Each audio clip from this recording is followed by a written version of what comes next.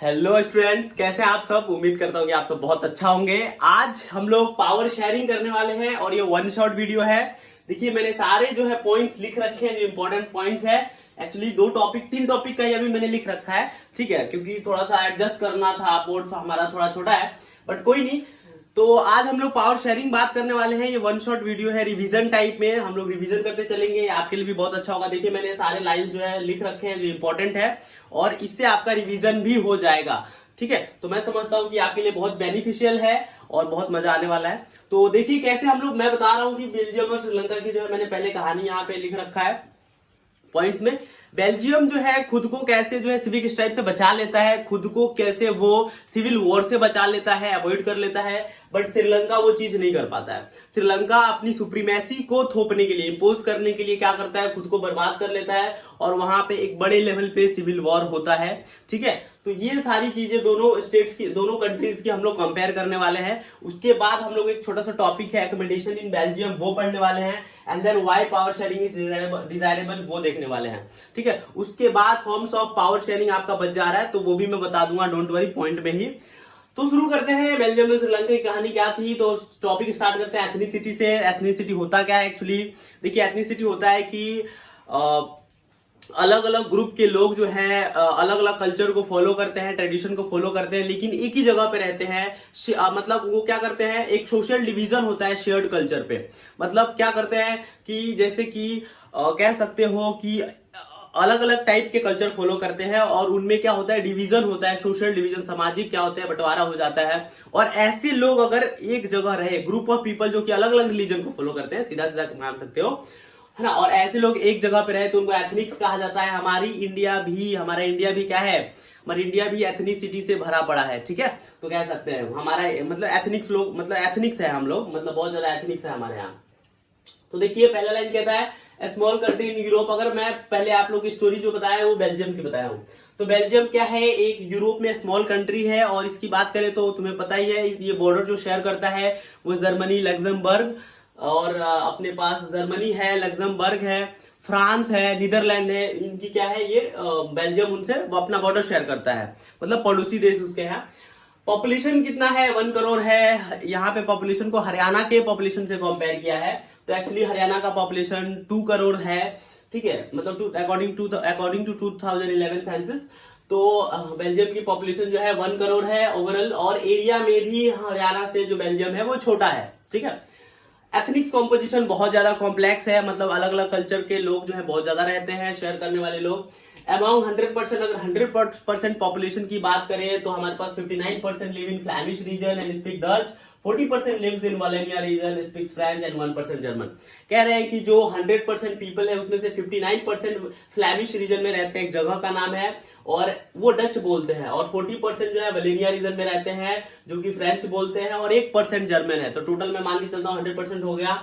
59% Dutch है, 40% क्या है अपने पास फ्रेंच है, एंड 1% क्या है जर्मन है। कैपिटल सिटी की बात करें, देखिए जैसे कि बेल्जियम का कैपिटल है ब्रुसेल्स, तो ब्रुसेल्स में स्पेशली क्या पॉपुलेशन था मैं बता दूं।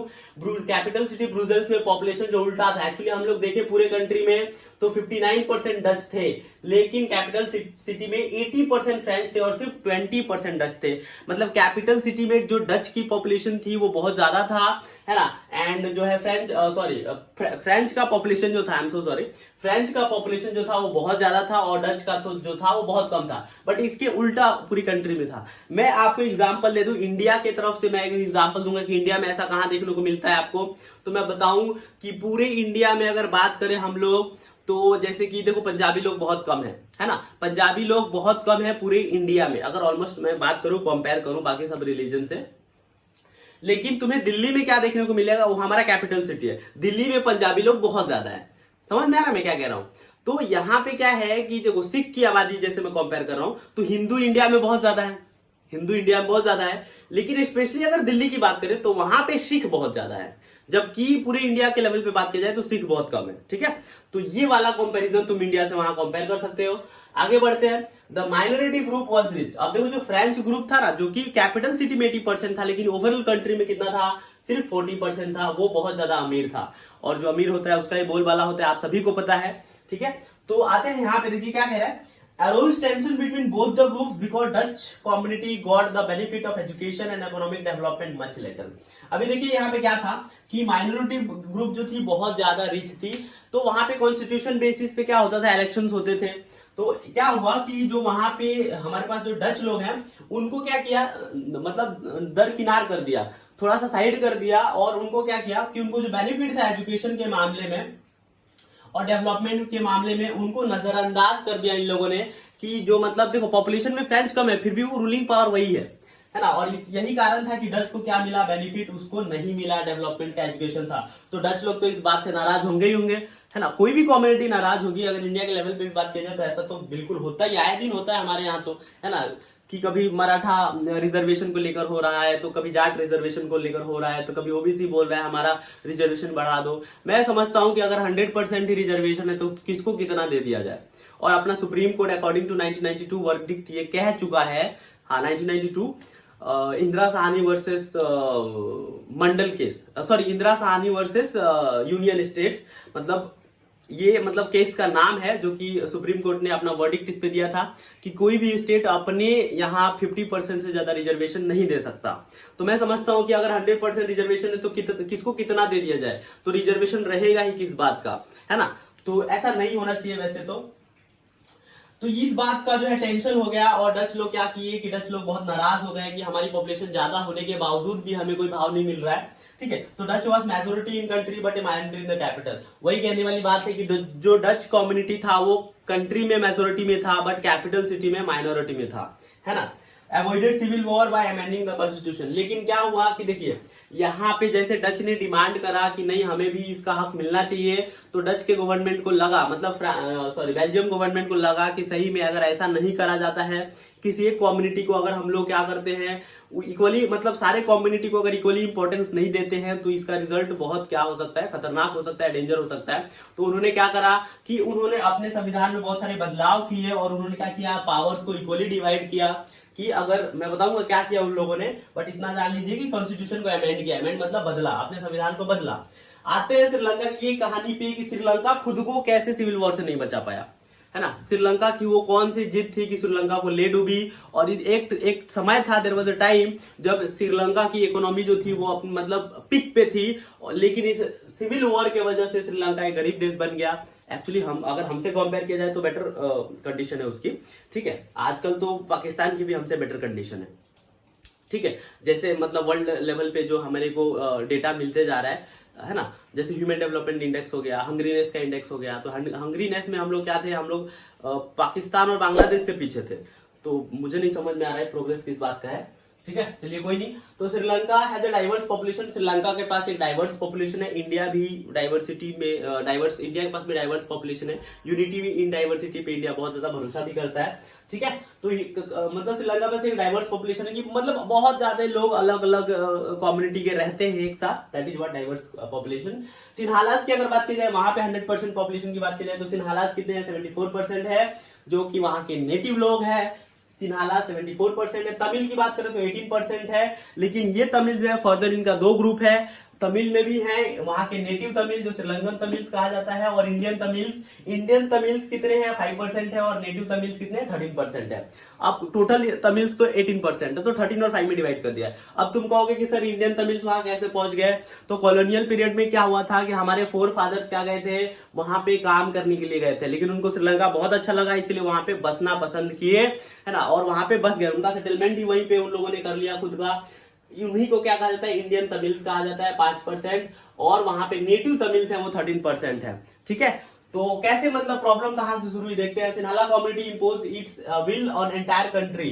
अभी क्या हुआ कि सिन्हाला कंट्री को ऐसा लगा, जैसे कि अगर मैं बात बता दूं श्रीलंका की, तो वर्ल्ड वॉर 2 के बाद क्या हुआ था कि इंडिया जो है, इंडिया पहला ऐसा कंट्री था जो कि आजाद हुआ था, जो फ्री हुआ था, जिसको इंडिपेंडेंस मिला था। वर्ल्ड वॉर 2 1945 में खत्म हुआ, 1939 से 1945 तक जो है वॉर हुए थे, और 1947 में इंडिया को इंडिपेंडेंस मिला था। उसके बाद इंडिया के बाद अगर किसी देश को जो है इंडिपेंडेंस मिला था तो सबसे पहला कंट्री, मतलब दूसरे नंबर पे कंट्री जो था कौन था, वो श्रीलंका था। 1948 में उसको क्या मिली थी, आजादी मिली थी। तो क्या हुआ कि वहां पे गवर्नमेंट जो है फॉर्म करना मतलब डेमोक्रेसी के तौर पे ही, मतलब फ्री एंड फेयर इलेक्शन हुआ, है ना। और इलेक्शन होने के बाद जो है सरकार वो सिन्हाला लोगों की बनी, क्योंकि उनकी मेजोरिटी में पॉपुलेशन थी। ऑब्वियस सी बात है, जहां पे मेजोरिटी में पॉपुलेशन है उनकी सरकार तो बननी तय है। और इस बात का उन्होंने क्या उठाने लगे, वो इस बात का बहुत ज्यादा बेनिफिट उठाने लगे। और कैसे जो है उन्होंने क्या करा, देखिए उन्होंने अपनी विल को, जैसा वो चाहते थे अपनी विल को सारे कंट्री पे थोपने की चाहिए, कैसे क्या क्या करके उन्होंने ये सब करा, मैं बताता हूं। देखिए एडॉप्टेड मेजोरिटेरियन मतलब क्या होता है, मेजोरिटेरियनिज्म क्या होता है एक्चुअली। देखिए क्या होता है, मतलब मेजोरिटेरियन मतलब होता है कि एक ऐसा ग्रुप जो कि सोसाइटी में रहता है और वो मेजोरिटी में हो, और उसको लगता है कि मतलब मैं जो चाहूं वही यहाँ पे इस सोसाइटी में होना चाहिए, तो उस कंसेप्ट को मेजोरिटेरियनिज्म कहा जाता है। उस कंसेप्ट को क्या कहा जाता है, मेजोरिटेरियन। मैं फिर से एक बार रिपीट कर देता हूं, एक ऐसा ग्रुप जो सोसाइटी में रहता हो, मतलब सोसाइटी में बहुत सारे लोग रहते हैं, बहुत ज्यादा ग्रुप रहता है, बहुत ज्यादा कम्युनिटी रहता है कह सकते हो, लेकिन एक ऐसा कम्युनिटी जो मेजोरिटी में है और वो इस बात का भ्रम लेके जी रहा है कि मैं जैसा कहूंगा इस सोसाइटी में मतलब वैसा होना चाहिए। तो वैसे कंसेप्ट को अगर कोई फॉलो करता है तो उसको मेजोरिटेरियनिज्म कहा जाता है। और श्रीलंका ने यही मेजोरिटेरियनिज्म जो है फॉलो किया। उसको लगा कि सिन्हाला की पॉपुलेशन जो है 74% है और यहाँ पे सरकार सिन्हाला लोगों की है, तो सिन्हाला जो बोलेंगे वही यहाँ पे श्रीलंका में होना है। बट ये वहीं पे गलती कर गया। उन्होंने क्या किया, एक एक्ट पास किया 1956 में। देखिए आजादी के कितने साल बाद, आजादी के 7 साल बाद 1956, मतलब 8 साल भी कह सकते हो, 1956 में एक एक्ट पास किया। और उस एक्ट के तहत they made Sinhala as official language. अब देखिए यहीं से जो है झगड़ा शुरू हुआ। सिन्हाला को उन लोगों ने क्या बना दिया, ऑफिशियल लैंग्वेज बना दिया सिन्हाला।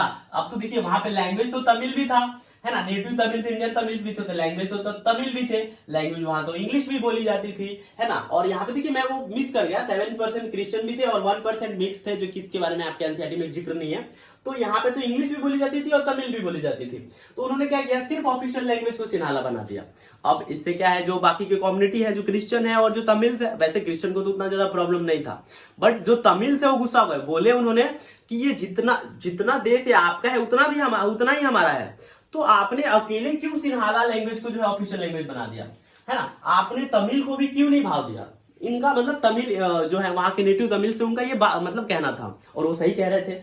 अगर सपोज लाइक इंडिया में 22 ऑफिशियल लैंग्वेज है, अगर एक होता तो सबको प्रॉब्लम होती, 22 है तो चीजें बैलेंस है। देखो इंडिया की अगर बात करें ना, तो इंडिया जैसा तो कोई देश ही नहीं है। अगर डाइवर्सिटी की बात करें, यूनिटी की बात करें, तो कोई देश नहीं है जो मतलब इंडिया के लेवल पे, मतलब वो इंडिया का लेवल मैच कर जाए। तो मैं समझता हूं कि इंडिया के लोग बहुत समझदार है और चीजों को समझते हैं कि सरकार, मतलब सरकार पे ट्रस्ट करते हैं कि सरकार कभी, गवर्नमेंट कभी हमारे लिए गलत नहीं कर सकती है, और ये बहुत अच्छी बात है।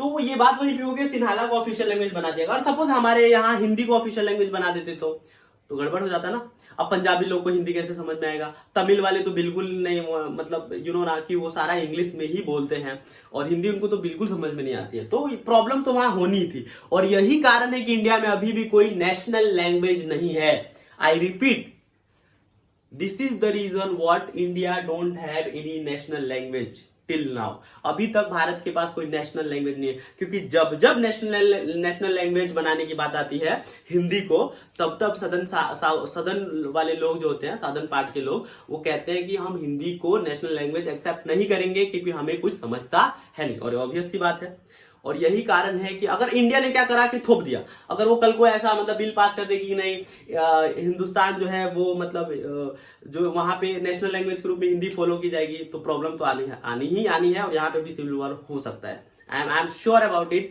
I am damn sure. ठीक है, तो सिन्हाला लैंग्वेज को ऑफिशियल लैंग्वेज बना दिया। गवर्नमेंट फॉलोड प्रेफरेंशियल पॉलिसी मतलब गवर्नमेंट ने ऐसी पॉलिसी लेके आई जो सिन्हाला को ही फेवर करती थी। और हर बार तमिल्स के लिए कुछ भी नहीं आता था, है ना। हर बार तमिल्स को क्या लगा, मतलब तमिल के अंदर एक एलिनेशन का भाव आने लगा। उनको लगा कि हमारे लिए यहाँ पे इस देश में कुछ है ही नहीं, हम इस देश को तो रेफ्यूजी है, मतलब उनको लगा कि हम लोग इस देश के रेफ्यूजी है, हमारे लिए कुछ है ही नहीं, हम तो मतलब हमारा कोई अधिकार ही नहीं है। तो ये जो भाव आने लगा ना तमिल लोगों में, वो बहुत डेंजर हो गया। देखिए क्या हुआ आगे, government followed preferential policies, state shall protect and foster Buddhism. अब देखिए नया लॉ, अब जहां पे धर्म की बात आती है वहां लड़ाई तो बिल्कुल तय है। धर्म और अधर्म पे ही महाभारत हुआ, धर्म और अधर्म पे ही रामायण हुआ। तो मैं समझता हूं कि जहां पे धर्म की बातें आ जाएंगी, जहां पे कास्ट की बात आ जाएगी एक्चुअली भारत में, वहां तो खून खराबा एकदम तय है, सिविल वॉर तो होना होना है। यहाँ पे वही हुआ कि सिन्हाला लोगों ने क्या किया, सिन्हाला गवर्नमेंट जो थी वो अपनी सुप्रीमेसी दिखाने के लिए उन्होंने कहा कि state shall protect and foster Buddhism. State क्या करना चाहिए, स्टेट में जितने भी लोग रह रहे हैं, डजेंट मैटर कि वो तमिल हैं, वो क्रिश्चियन है, सबने क्या करना है, सबने बुद्धिज्म को फॉलो करना है। अब इंडियन तमिल जो है वो देवी देवताओं को पूजते थे, है ना, आइडल्स वर्शिपर थे वो, है ना। तो और तमिल लोग, वहां के तमिल लोग भी क्या थे कि बुद्धिज्म को उतना ज्यादा नहीं मानते थे, क्रिश्चियन लोग जीसस क्राइस्ट को मानते हैं। तो ये तो प्रॉब्लम होना है। तो इस जब ये वाला जो बातें हुई ना, तो इनके बदन में क्या है, आग लगने लगा, जो वहां के नेटिव तमिल्स थे। और फिर विद्रोह तो होना ही था, प्रोटेस्ट होना ही था, क्रांति होनी ही थी, ठीक है। तो ये वाला गड़बड़ हो गया थोड़ा सा। Increase the feeling of alienation among Sri Lankan Tamil, और यही क्या हुआ कि मतलब ये एक एलिनेशन का भाव श्रीलंकन तमिल्स में जो है जगने लगा। उनको लगा कि हमारे देश, मतलब हमारे ही देश में हमें क्या है, कोई भाव नहीं मिल रहा है, तो उनको थोड़ा सा दिक्कत होने लगी। Government denied the equal political rights and equality in jobs. अब ऐसे ऐसे लॉज लाए, जैसे कि उस लॉज के तहत क्या था कि श्रीलंकन के जो लोग थे, नेटिव तमिल्स जो थे वहां के, उनके बच्चों, मतलब वहां के जो एप्लीकेंट्स थे, उनके तमिल एप्लीकेंट्स थे, उनको जो है यूनिवर्सिटी में एडमिशन नहीं मिलना। यूनिवर्सिटी में 100% रिजर्वेशनशिप सिन्हाला लोगों को ही दे दिया गया, उनको यूनिवर्सिटी में एडमिशन ही नहीं मिलता था। जॉब में सबसे पहले प्रायोरिटी सिन्हाला लोगों की होती थी, एका दुका जॉब अगर बच गया तो उनको मिल जाता था। तो ये सारी चीजें जो है प्रॉब्लम क्रिएट कर रही थी। अब sensitive to their language and culture, अब ये बात जब हुआ ना, जब उन्होंने कहा कि हमारे ऑफिशियल लैंग्वेज जो है सिन्हाला रहेगा और बुद्धिज्म को फॉलो करना होगा, अपने कल्चर को भूल जाना होगा, तो नेटिव तमिल्स क्या थे, वो अपने कल्चर के प्रति बहुत ही ज्यादा सेंसिटिव थे, बहुत ही ज्यादा सेंसिटिव थे। मतलब वो बहुत ज्यादा, मतलब अपने कल्चर को लेकर केयर करते थे, सीधा सीधा कह सकते हो। और कोई भी करता है, अगर हम लोग आज हिंदू हैं, हमसे कोई कहे कि आप किसी और धर्म को अपना लीजिए, तो हमें गुस्सा आएगा कि नहीं आएगा, फोड़ने पे उतर जाएंगे हम लोग भी, सिविल वॉर पे उतर जाएंगे। तो वैसे ही कुछ यहाँ पे था कि लैंग्वेज और कल्चर को लेकर वो बहुत ज्यादा सेंसिटिव थे, बहुत ज्यादा भावुक थे, है ना। और जो लोग भावुक होते हैं, जो मतलब तबाही तो आना तय है।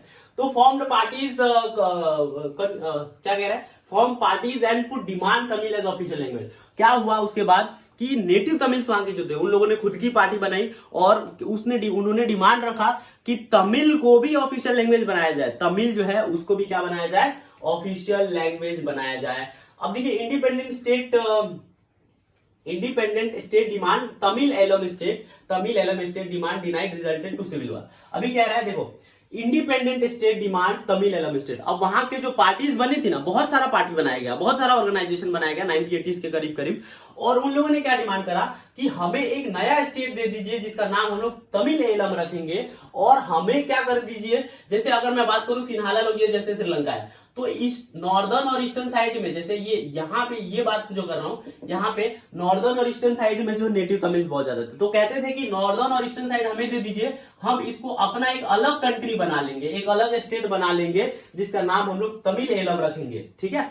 और क्या हुआ कि यही डिमांड जो है वहां की सरकार के द्वारा डिनाई कर दिया गया, मना कर दिया गया, और ये जो प्रोटेस्ट कर रहे थे उसको सप्रेस करने की कोशिश की गई, लीडर्स को रिप्रेस करने की कोशिश की गई, और यही क्या हुआ, यही सिविल वॉर में बदल गया, है ना। अब दोनों तरफ से क्या हुआ, लड़ाई शुरू हो गया, और वहां पे thousands of people died from both the sides. हजार के करीब में लोग जो है दोनों तरफ से मरे थे। बहुत सारे लोग रिफ्यूजी के तौर पे इंडिया में भाग के आ गए, जो तमिल्स थे वहां के, और वहां पे जो है क्या हो गया, प्रोटेस्ट शुरू हो गया, वहां पे जो है लड़ाई शुरू हो गई, सिविल वॉर हो गया। और मैं बता दूं कि सिविल वॉर 2009 तक चला था, और इसके वजह से अगर मैं बात करूं, जब श्रीलंका की इकोनॉमी को कंपेयर किया जाए, जब श्रीलंका आजाद हुआ था तो उसकी इकोनॉमी बहुत आगे थी, लेकिन ये सिविल वॉर ही है जिसके वजह से क्या हो गया, उसकी इकोनॉमी बहुत पीछे चली गई, ट्रेड एंड कॉमर्स में उसका नाम बिल्कुल खराब हो गया, और मतलब जो है अब उभरते जो है खुद की सिचुएशन को सही करने में लगा है श्रीलंका। बट स्टिल देखते हैं क्या सिचुएशन है। 2009 में आके जो है वहां वो सिविल वॉर क्या हो गया था, एंड हो गया था, ठीक है। तो ये सारी बातें थी। अब आते हैं अगला टॉपिक, 1 मिनट, आते हैं अगले टॉपिक पे। क्या कह रहा है, एकोमोडेशन इन बेल्जियम। देखिए, between 1970 and 1993 they demanded their. अब मैं यहाँ पे कह रहा हूँ एकोमोडेशन इन बेल्जियम का मतलब क्या है। एकोमोडेशन मतलब रहने वाला एकोमोडेशन है। एकोमोडेशन मतलब एक्चुअली क्या होता है, कि अगर मैं कहूंगी कि मैं आपको एकोमोडेशन दे रहा हूं, तो सीधा सीधा मैं आपको, वो जगह होता है, वो बिल्डिंग होती है जहां पे रहने के लिए जगह दिया जाता है, वो बिल्डिंग जहां पे रहने के लिए जगह दिया जाता है उसको एकोमोडेशन कहा जाता है। लेकिन यहाँ पे एकोमोडेशन का मतलब है सेटलमेंट। एकोमोडेशन का यहाँ पे मतलब क्या है? Settlement in Belgium. जो प्रॉब्लम बेल्जियम में था, उस प्रॉब्लम को बेल्जियम ने कैसे सॉल्व करा, उसकी हम लोग बात करने वाले हैं। कैसे सॉल्व करा? देखो, between 1970 and 1993 they amended their constitution 4 times. अभी देखिए क्या है कि 1970 और 1993 के बीच में बेल्जियम ने अपने संविधान को 4 बार बदला, 4 times. Why? Because of giving the equal political rights, ताकि वो क्या दे सके? दोनों को पॉलिटिकल राइट्स बराबर दे सके और किसी को एलिनेशन की भाव ना रहे, किसी को ऐसा ना फील हो कि हम इस देश के हैं ही नहीं, या ये सरकार हमारे लिए कुछ कर ही नहीं रही है, तो इस तरह की फीलिंग ना आए। इसके लिए वहां पे क्या हो गया, जो बेल्जियम गवर्नमेंट थी उन्होंने संविधान को 4 बार बदला। देखिए, बेल्जियम गवर्नमेंट भरोसा करती थी कि जो लोग यहाँ रह रहे हैं, हमें क्या करना है? उन्हीं को प्रोटेक्ट करना है और उन्हीं के वेलफेयर के लिए काम करना है। अगर ऐसा नहीं होता है तो बेल्जियम की डाइवर्सिटी मेंटेन नहीं रहेगी, और बेल्जियम मतलब वैसे देश में क्या हो सकता है? वॉर हो सकते हैं, और वो श्रीलंका एक जीता जागता उदाहरण है। ठीक है, तो कॉन्स्टिट्यूशन देखिए अभी क्या कह रहा है, 4 बार उन लोगों ने संविधान को बदला।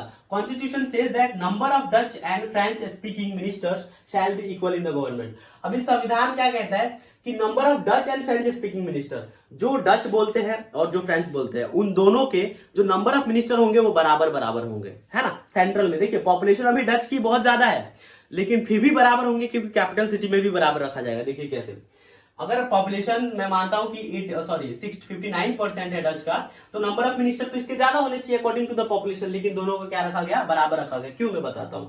ठीक है, power shifted to state government and state government are not subordinate to the central government. और बहुत सारे ऐसे पावर थे जो कि क्या कर दिया गया कि सेंट्रल गवर्नमेंट से पावर वो स्टेट गवर्नमेंट को दे दिया गया, और स्टेट गवर्नमेंट उस पावर को लेकर मतलब जवाबदेही नहीं था सेंट्रल गवर्नमेंट के लिए। मतलब स्टेट गवर्नमेंट जो था सबऑर्डिनेट नहीं था, मतलब कोई भी लॉ जो है स्टेट गवर्नमेंट अपने लोगों के लिए बना सकता है, उसको सेंट्रल गवर्नमेंट को कोई जवाब देने की जरूरत नहीं है। अब हमारे यहाँ भी ऐसा है कि बहुत सारा ऐसा सब्जेक्ट है जिसपे जो बांट दिया गया है, जिसको हम लोग स्टेट लिस्ट, यूनियन लिस्ट और कंकरेंट लिस्ट के लिस्ट से नाम से जानते हैं, वो अगले चैप्टर में बताऊंगा आप लोगों को, और आप लोग बहुत क्लियर समझेगा।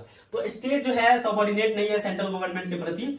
और ब्रुसेल्स की बात करें, in Brussels both the communities have equal government. अब देखिए सेंट्रल गवर्नमेंट में तो पॉपुलेशन किसकी है? 59% डच की है और 40% फ्रेंच की है। ठीक है, फिर भी यहाँ पे नंबर ऑफ मिनिस्टर क्या है? इक्वल है। इक्वल है, क्यों इक्वल है? यहाँ पे ज्यादा है तो इसके ज्यादा होने चाहिए। लेकिन अगर कैपिटल सिटी ब्रुसेल्स की बात करें तो 80% क्या है? फ्रेंच है और 20% डच है, तो यहाँ पे भी इक्वल है। क्योंकि अगर यहाँ पे इनका ज्यादा होता तो यहाँ पे इनका ज्यादा होता, तो वो भी एक तरह का प्रॉब्लम होता है कि कैपिटल सिटी में लोग अपनी मनमानी करते हैं, पूरे कंट्री में लोग अपनी मनमानी करते हैं, तो वो चीज है।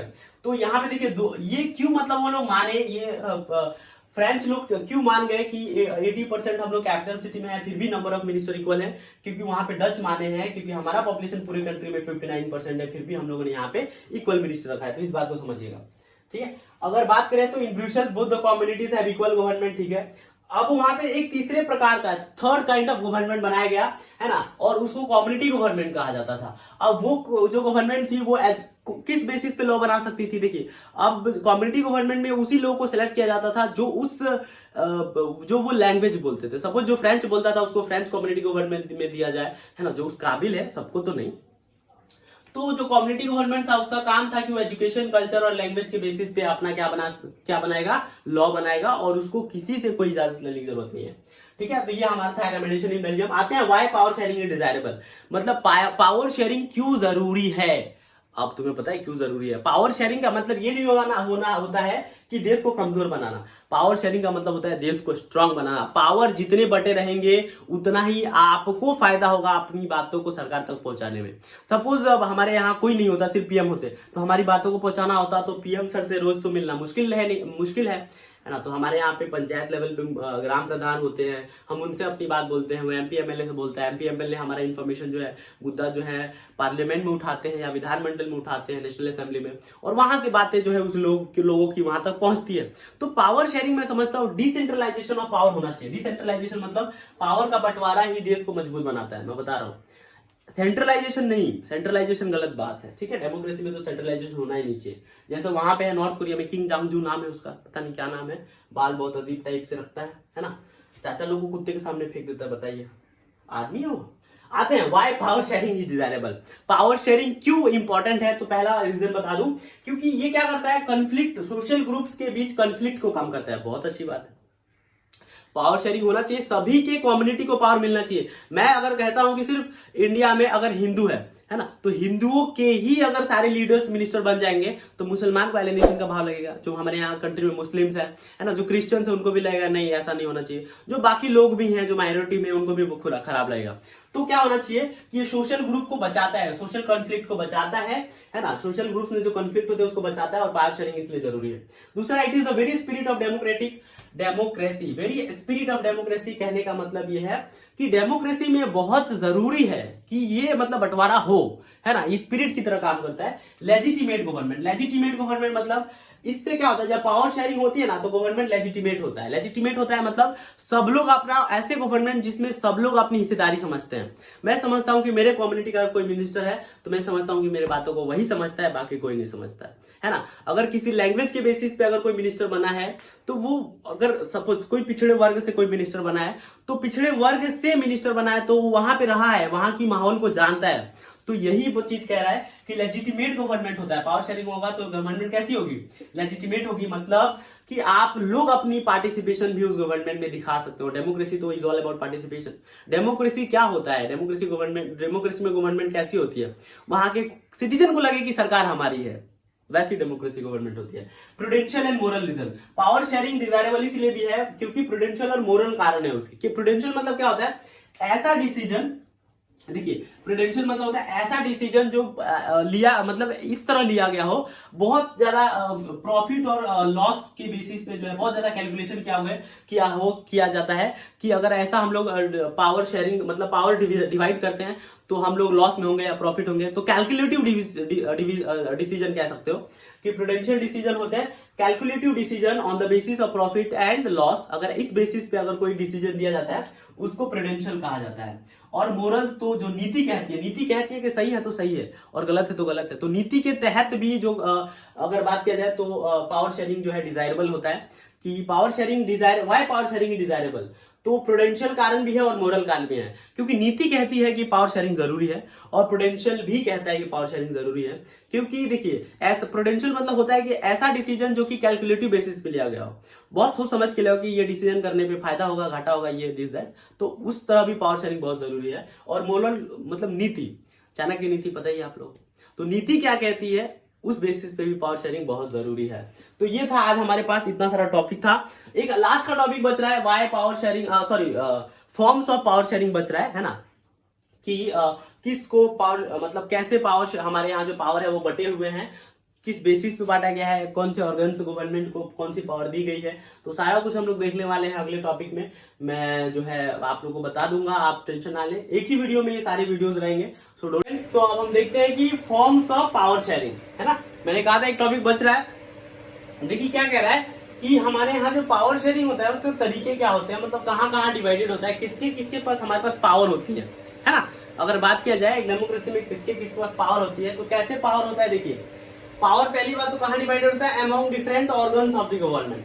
अगर डिसेंट्रलाइजेशन ऑफ पावर की बात किया जाए तो अगर देखा जाए तो कह रहा है फर्स्ट मतलब पहले देखा जाए तो कह रहा है among different organs of the government, जैसे कि और जो हमारे पास सरकार है, जो हमारे पास गवर्नमेंट है, उसके क्या है अलग अलग ऑर्गन्स है। अलग अलग ऑर्गन्स कहने का मतलब यह है कि सरकार के पास लेजिस्लेचर भी है, एग्जीक्यूटिव भी है और जुडिशियरी भी है। तो इन तीनों का अपना अलग अलग काम है। ऐसा नहीं है कि सिर्फ एक ही चीज है, मतलब सिर्फ पीएम ही है देश में और सारा कुछ वही कर रहे हैं, तो ऐसा कुछ भी नहीं है।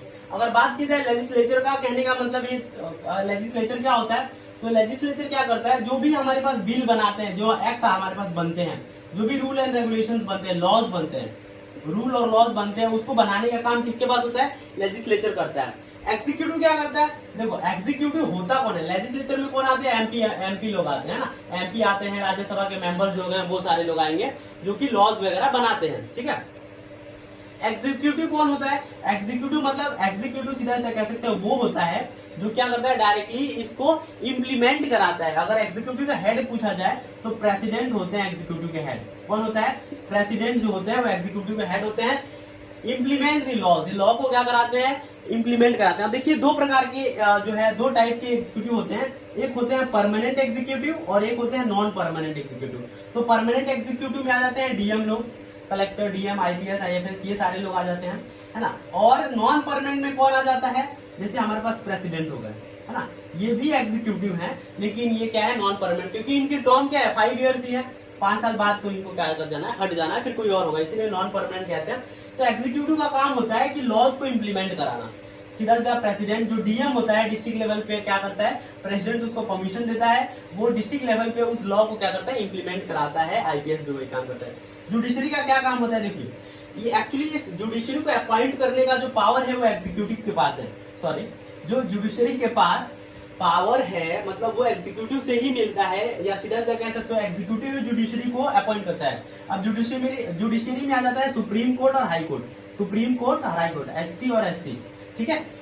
अब क्या करता है कि जुडिशरी जो ये रूल बनाए गए हैं, जो लेजिस्लेचर द्वारा रूल बनाया गया है, एग्जीक्यूटिव द्वारा जो रूल पास किया जा रहा है ना, उसको चेक एंड बैलेंस करने का काम कौन करता है? जुडिशरी करता है, सुप्रीम कोर्ट करता है कि क्या वाकई में ये लॉ जो है सही है। तो इसको काम मतलब चेक करने का काम ये जुडिशरी को होता है। तो यहाँ पे ये बातें होंगी। बात करें अमंग गवर्नमेंट, अब दूसरे लेवल पे बात करें तो अमंग गवर्नमेंट है डिफरेंट लेवल। गवर्नमेंट में ही क्या होता है? जो पावर होती है अलग अलग लेवल पे डिवाइडेड होती है, ये अलग अलग बॉडी में डिवाइडेड होती है, अलग अलग लेवल पे। जैसे हमारे को पता है सेंट्रल लेवल पे यूनियन गवर्नमेंट होता है, रीजनल लेवल या प्रोविंशियल लेवल गवर्नमेंट को स्टेट गवर्नमेंट कहा जाता है। म्युनिसिपैलिटी के उसके नीचे फर्दर अगर बात करें तो म्युनिसिपैलिटी होती है, उसके नीचे पंचायत होता है। तो इन सभी के पास भी बहुत ज्यादा पावर होता है। यूनियन गवर्नमेंट के पास अपना सब्जेक्ट है जिसपे वो क्या बनाती है? लॉज बनाती है। स्टेट गवर्नमेंट अपना लॉ बनाती है। म्युनिसिपैलिटी अपने डिस्ट्रिक्ट लेवल पे अच्छा काम करती है, उसके पास भी पावर होते हैं, वो अपना काम करती है। और एक पंचायत का जो प्रधान होता है वो पंचायत के लेवल पे अपने लॉज को बनाता है और अपने पंचायत को सही रखने की कोशिश करता है। तो इनके पास अपना अपना पावर हो गया। ये सारी बातें हो गई। डिफरेंट सोशल ग्रुप्स की बात करें तो देखिए सोशल, अब बहुत सारे ऐसे सोशल ग्रुप है जिनके पास भी पावर होता है या उनके मिनिस्टर पावर में होते हैं, तो सीधा सीधा उनके पास पावर है, सीधा सीधा कह सकते हैं। बहुत सारे ऐसा ग्रुप है, लिंग्विस्टिक ग्रुप्स है, मतलब बहुत सारे ऐसे मिनिस्टर्स हैं जो कि सरकार हमेशा इस बात का ख्याल रखती है कि पिछड़े जातियों से भी मिनिस्टरों को बनाया जाए। जैसे हमारे पास पिछड़ी जाति जैसे एसटी एससी हो गए, तो उनके भी मिनिस्टर्स जो है पार्लियामेंट में बैठने चाहिए, तभी उनके प्रॉब्लम्स को क्या कर पाएंगे हम लोग? सॉल्व कर पाएंगे। तो लिंग्विस्टिक ग्रुप्स के भी जो है मेंबर हमारे यहाँ है, उनके पास भी पावर है सीधा। कम्युनिटी गवर्नमेंट एक्चुअली हमारे देश में तो नहीं है, बट ये एग्जाम्पल हो सकता है कि सोशल ग्रुप में कम्युनिटी गवर्नमेंट आ जाता है। देखो सोशली वीकर सेक्शन, जो सोशली वीकर सेक्शन होते हैं, सामाजिक तौर पे जो क्या होते हैं, कमजोर होते हैं, उनका भी क्या होता है? फिर सिटी दे रहा है, ठीक है। सोशली वीकर सेक्शन की बात करें तो सामाजिक तौर पे जो कमजोर लोग हैं उनके पास भी पावर होता है। उनको अलग से रिजर्वेशन दिया जाता है कि नहीं दिया जाता है? तो वो पावर एक तरह का पावर ही तो है रिजर्वेशन। और रिजर्वेशन टू वीमेन को भी हमारे भारत में बहुत ज्यादा रिजर्वेशन है। मैं बता दूं कि बहुत ज्यादा रिजर्वेशन इन द सेंस कि हर एक फील्ड में है, चाहे वो आईआईटी हो, चाहे वो एमबीबीएस का सीट्स हो, या किसी भी सेक्टर में कह लो तुम, चाहे पॉलिटिक्स में ले लो, 33% हर लेवल पे रिजर्वेशन है वुमेन को। 33 तो मैं मिनिमम बता रहा हूँ, कहीं कहीं तो 49% रिजर्वेशन है, इक्वली मतलब रिजर्व दे दिया गया 50-50%, जबकि आप लोगों को पता है, ठीक है। तो रिजर्वेशन है विमेन को, तो इनके पास भी जो है पावर है। तो सोशल ग्रुप्स तो हुआ, तो सारे रिजर्वेशन जो है ये रिजर्वेशन के फॉर्म में पावर दिए गए हैं, तो सीधा कह सकते हैं पावर इन लोगों के पास भी है। अब पावर जो है पॉलिटिकल पार्टीज के पास भी होता है, प्रेशर ग्रुप और ऐसे बहुत सारे मूवमेंट होते हैं उनके पास भी होता है। जैसे ऑपोजिशन पार्टीज के पास भी पावर होता है। देखिए हमारे यहाँ बहुत सारा पार्टीज होती है, बहुत सारी पार्टीज होती है, मतलब हम लोग फ्री हैं कि किस पार्टी को किस थॉट के लिए चुना जाए। अपनी अपनी पार्टी अलग अलग मुद्दा रखती है, उस बेसिस पे हम लोग क्या करते हैं, अपना डिसीजन लेते हैं, वैसे पार्टी को वोट देते हैं। कुछ लोग कहते हैं कि हम लोग क्या करेंगे, फ्री में मतलब हेल्थ पे और इंफ्रास्ट्रक्चर पे काम करेंगे। कुछ लोग कहते हैं कि हम लोग मतलब सामाजिक तौर पे बहुत बढ़िया करने की कोशिश करेंगे, इंडिया को मतलब अमेरिका जैसा बनाने की कोशिश करेंगे। तो ऐसी बातें होती है। तो अपोजिशन पार्टीज के पास भी पावर होता है, क्योंकि क्योंकि अगर रूलिंग पार्टी कुछ भी गलत करता है तो अपोजिशन पार्टी उसको क्या करता है, उसको क्रिटिसाइज करता है, धरना देता है, प्रदर्शन करता है। तो रूलिंग पार्टी के पास क्या होती है, उस बात का फियर होता है कि अपोजिशन पार्टी कहीं क्या कर दे, धरना प्रदर्शन ना करे और लोगों की नजर में हम गलत ना हो जाए, तो अगली बार हमारा मुश्किल हो जाएगा जीतना। तो इस तरह इस फॉर्म में अपोजिशन पार्टी के पास भी पावर होती है। प्रेशर ग्रुप, अगर कुछ गलत होता है, जैसे प्रेशर ग्रुप में यूनियन ले सकते हैं, है ना। यूनियन मतलब जो इंडस्ट्री में वर्कर्स होते हैं उनका अपना यूनियन होता है। कुछ भी इंडस्ट्री में गलत होता है तो ये यूनियन क्या करता है, आवाज उठाता है। तो ये लोग धरना प्रदर्शन देते हैं, तो इनके पास भी पावर, उनकी बातें सुनी जाती हैं। तो ये सारी बातें होंगी। बिजनेसमैन, इंडस्ट्रियलिस्ट, फार्मर्स, है ना, और थ्रू कमिटीज, इनके पास पावर कहां से आता है, कमिटीज के थ्रू। अब देखिए जो हमारे पास बड़े बड़े बिजनेसमैन, उनके पास भी पावर होता है। अब मैं बता दूं कैसे। वो डायरेक्टली तो नहीं पार्टिसिपेशन लेते हैं सरकार में, बट इनडायरेक्टली होता है उनके पास। कैसे, कोई अगर एक बिजनेसमैन है, और मैं जैसे अंबानी साहब का एग्जांपल ले लेता हूं, तो अंबानी साहब एक लौते ऐसे बिजनेसमैन है जो इंडिया का 18% जीएसटी अकेले भरते हैं, मतलब 18% टैक्स अकेले भारत का 100% में वो अंबानी ग्रुप, मतलब रिलायंस ग्रुप से आता है। और मतलब महाराष्ट्र का ऑलमोस्ट 50% जो है टैक्स जो है अंबानी भरते हैं। तो ऐसे अगर कोई डिसीजन, जैसे महाराष्ट्र गवर्नमेंट अगर कोई डिसीजन लेती है इंडस्ट्री से रिलेटेड, तो जरूर एक बार ना कोई कमिटी बनाएगी, और वो कमिटी क्या करेगी, डिस्कशन करेगी। उस कमिटी में उस रिलायंस ग्रुप के मेंबर्स होंगे जो इस बात को मतलब सही बताएंगे कि हाँ ये डिसीजन हमारे लिए सही है या नहीं है, या हमारे इस इकोनॉमी पे क्या फर्क पड़ सकता है। तो मैं कहता हूँ कि बिजनेसमैन, इंडस्ट्रियल, फार्मर्स, ये सारे ही एक जैसे हैं जो सरकार कोई भी अगर डिसीजन लेती है तो वो हमेशा इनसे क्या पूछती रहती है कि ये चीजें सही होंगी कि नहीं होंगी, है ना। अब घर घर तो जाके नहीं पूछेगी, उनका एक अपना कमेटी बनता है, कमेटी में कुछ लोगों को सिलेक्ट किया जाता है, वो अलग बात है, कमेटी में उन्हीं के लोग होते हैं, ठीक है। बट ऐसा उनके पास पावर होता है, बिजनेसमैन के पास, इंडस्ट्रियलिस्ट और फार्मर के पास कमिटीज के थ्रू पावर उनको मिलता है। तो ये सीधी सी बातें थी कि फॉर्म्स ऑफ पावर शेयरिंग, कि पावर शेयरिंग जो है कहाँ कितने फॉर्म्स में डिवाइडेड है। तो 4 फॉर्म अभी हमने फिलहाल पढ़ा है, और एक एक करके हमने बहुत बेहतरीन तरीके से समझा है। तो ये जो हमारा चैप्टर है वो हो गया खत्म, 1 शॉर्ट रिवीजन हम लोगों ने कर दिया खत्म पावर शेयरिंग का। अब आप कमेंट सेक्शन में हमें बताएं कि अगला चैप्टर आपको कौन सा पढ़ना है, जिसका 1 शॉर्ट वीडियो आपको चाहिए। वैसे acid basis and salt science पे चल रहा है, मैं उम्मीद करता हूं कि आप लोग इसको बहुत ज्यादा प्यार देंगे और बहुत ज्यादा इसको पसंद करेंगे। आप अपने दोस्तों के बीच इसको शेयर कीजिए, लाइक कीजिए, और चैनल को प्लीज सब्सक्राइब कर लीजिए, और हमारे साथ ऐसे ही बने रहिए ऐसे ही वीडियोस के लिए। Thank you so much, thank you all.